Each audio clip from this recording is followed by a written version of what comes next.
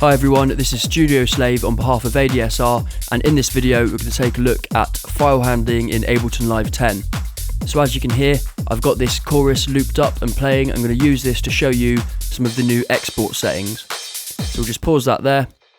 I'll select this loop, go to File, Export, and here we can see that we now have the option to export a MP3 as well as a WAV. And further to that, we've got a few other things. So we've got the AIF and we've also got the FLAC export settings as well. So we'll keep MP3 on, and we could just export MP3. So this would be handy if you're uploading it to the internet, or if you're working on something and you want to send it to a collaborator and you just need to do it quickly with a small file space and as quick as possible, then this is how you can do that. But in this case, I'm going to export both just so you can see. And we'll just save to this folder. So now if we tab across to where we saved those exports, we can see we've got both the MP3 and the WAV file in the folder in Finder. So going back to Ableton Live now, I'm going to show you how Ableton Live deals with saving and backups. So to do this, what I need to do is just make some edits to a MIDI clip, so it's going to allow me to make another save. So I'll just go into this symbol clip here. If we go to current project, we can see we've got this new folder here called backup. So this is our live set, as you'd expect to find in current project. We can see we've got our groups and our tracks. And if we now open this backup, I've now made a change so it will let me save. So I'm going to click Save Live Set, and we're going to see that a backup has been generated. And if we move this and we do that again, and we save, we've got another one generated, and we can do this for a maximum of 10 backups are going to be generated. And if we open these, you can see that it's just like our live set, and we can go back through and find parts that we might need to get back from our backups.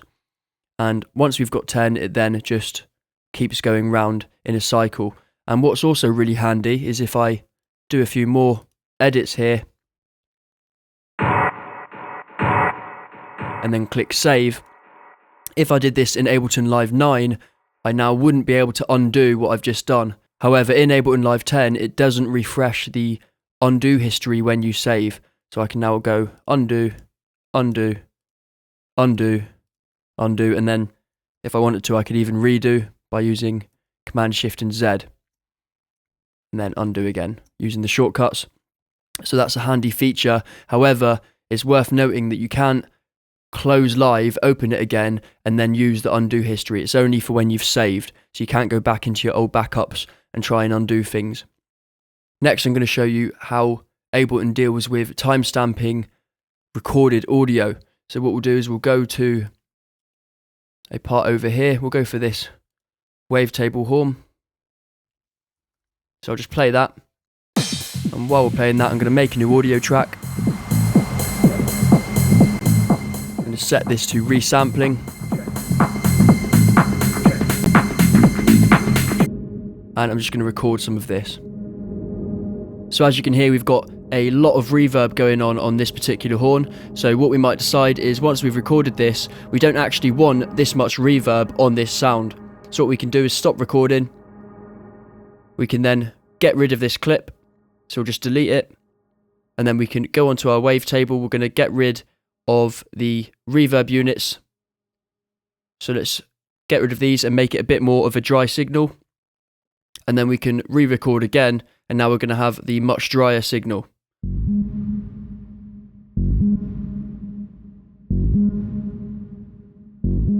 And we'll stop there. And when we record now, we're getting a time and date stamp onto the actual recording. So you can see that here.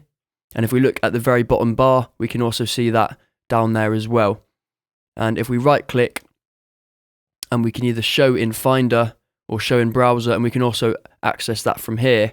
So say we go for show in browser, then it's going to show us the file in the browser, and we can see it's also got that timestamp as well. So if we decided we actually liked the more reverberated version, then we can get rid of that, and I know that it's going to be this file here. So just to recap on that, when we record any audio, we're going to get the timestamp in the browser on the name of the actual file and also in the sample window. And if we consolidate the clip, then it's also going to be in the clip header bar as well, and it's just going to make it a lot easier for us to be able to go through all of our different recordings and pinpoint which one we're after. The final thing that's changed is the referencing of files has become a lot faster, which means projects are going to open faster and they're also going to close faster as well. So for those of you that aren't already aware, to see where you're managing your files, if we go up here to File, Manage Files, it pops open a window here, and then we can manage the set, the project, or the user library. So if we go to Manage Project, then from here we can look at the files within the project. You can see we've got some unused files, we've not got anything missing, and all of our external files are being collected into this project. So that's when we're doing a collect all and save. We can also see we've got some unused files here. We've got 3 recordings that aren't being used, so we can click show and they appear in the browser, and then we can just delete those out of the browser, and that's going to make our project a little bit smaller for if we're collaborating and we need to keep the file sizes down. So the reason I'm showing you this file management is because Ableton Live actually references files on your computer in your hard drive, and it only pulls them into the project if you collect all and save.